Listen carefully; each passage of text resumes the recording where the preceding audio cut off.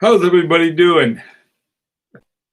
I was thinking about some of the things that had on the video on movements, and maybe this is for another one, but I was thinking, I should have mentioned. I did mention in general when we look at the chronometer um, and the Grand Prix. All of them have some kind of constant force. Okay. Anyway, so hello, Javi. Hello, Thomas, Raj, and Paul. How you guys doing? So anyway, I thought, well, I'll have a quick one. See what you guys think about it. Hi, Rohert. And one of the ones that is rarely used, and the more I learn about it, the more interesting it is. Now, I've talked about the lack of egalite, remontoire d'égalités, and the reason that Stephen Forsay told us at a meeting we had with him a couple of years ago, they're hard. They're really hard to do. But one you don't see that much is the parallel double barrels. And this is one that is elegant in its simplicity, but of course it's not simple enough for someone like me to do it. So anyway, hey Tim, how you doing? Is the sound in the video okay? These quickies are exactly that. They're sort of on the fly. I've been outside working on a snow shoot. Thanks, Tim. And I just got finished with it. I don't know if you guys ever make snow shoots or not, but what we have is we have a big, on our deck, we have these stairs, these really steep stairs that go down, and we just put a tarp over the railing, and the snow just goes right down. And so we don't have to clear the snow off the steps. Of course, we can't use the steps. Anyway, so what I was going to ask you guys would be a constant force mechanism that you think is one that has been overlooked. I think the double barrels in parallel is one that's somewhat overlooked. And that one, I mean, a lot of people, especially me, I suppose, talk about remontoire d'égalité, but the parallel double barrels, I think is something that smooths out the release of the power from the springs by using two springs to push along the wheel train. Fusian chain. Yeah, the trouble with the Fusian chain, that's it really does that. They're very thick, though. The ones with the Fusian chain, you get these real thick ones. Longa had one, and Sky that I know has about 1,000 of them, 1,000 movements. Maybe I'll see if we can buy some from him. He bought the whole bunch of them for something. I mean, not very much, but he told me about it a while back, and I hadn't thought about get a Fusian chain, but you don't see that too much. Another one is resonance, and you see a few of those. Hi, Rick. Rick, we're talking about some constant force mechanisms that seem to be overlooked in most mechanical watches. I was talking about the parallel double barrels. Rohit mentioned Fusian chain. I think I also mentioned remontoire d'égalité, but we talked about that a lot already. Any other ones you think would be a good ones to add? Hi, Mark. To it as a smoothing one. Something that sort of been overlooked. Tomorrow we can go into this in a lot more detail. We can also go into movements that I think that some people say, well, what about this movement? What about that? There's always going to be more movements that we can look at. I was trying to pick out some stuff, starting with So I think it's always a good idea to start high and then, see if you can find something that sort of, that is picked up down the line, so to speak.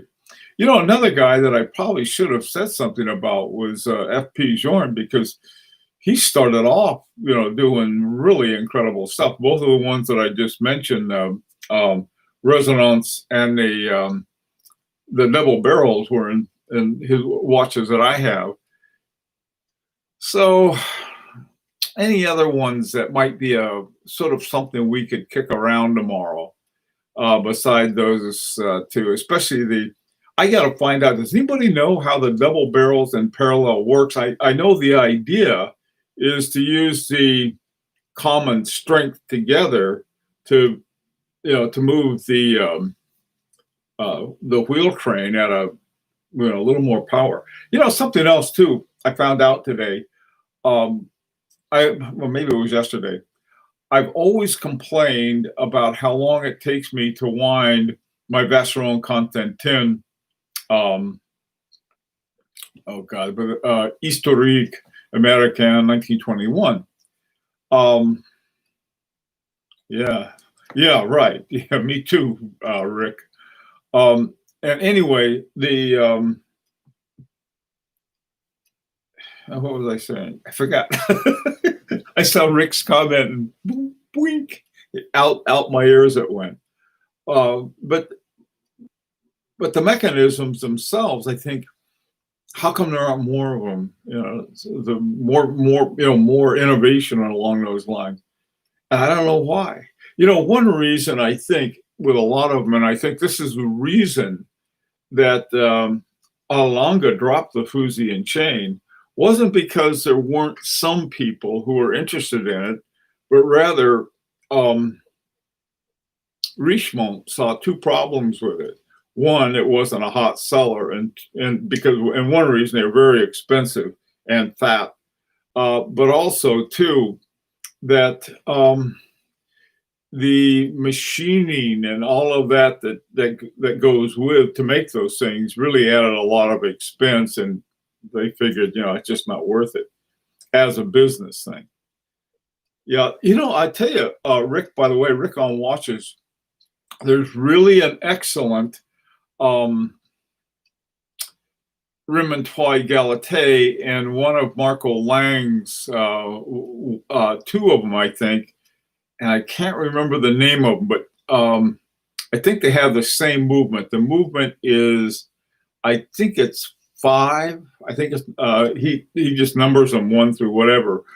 Mine was 6, but I think in 5 they have the Remontoy. Hi, Paul.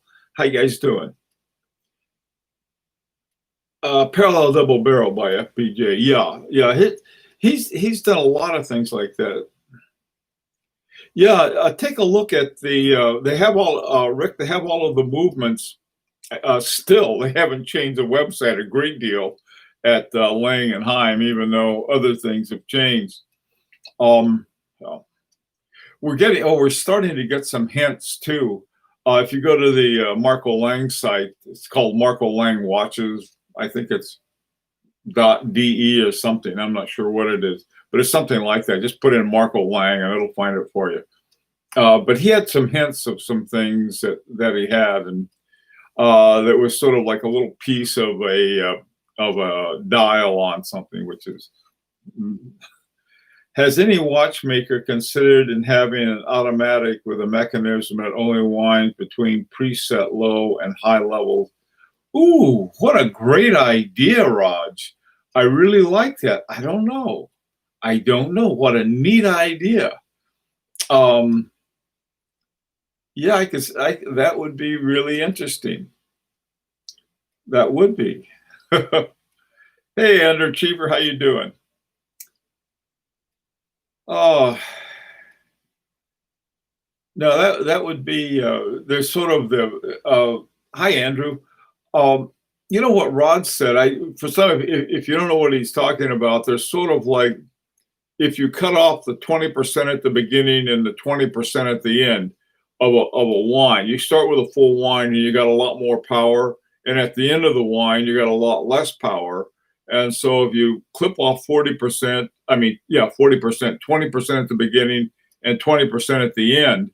And what Rick was talking about, sort of when it reaches the end of it, I guess, it would start going around. I don't know what it would do at the beginning, though. Interesting thing. Okay, well, guys, like I said, this is a quickie. So our time is up. Tomorrow we'll have our regular ones where we can go on a little a bit more. But thanks everybody for coming. Everybody stay safe. And if you haven't seen the one on the one that came out today, take a look at it and let me know, okay? Because tomorrow I'd like to sort of poke around for some more ideas, okay?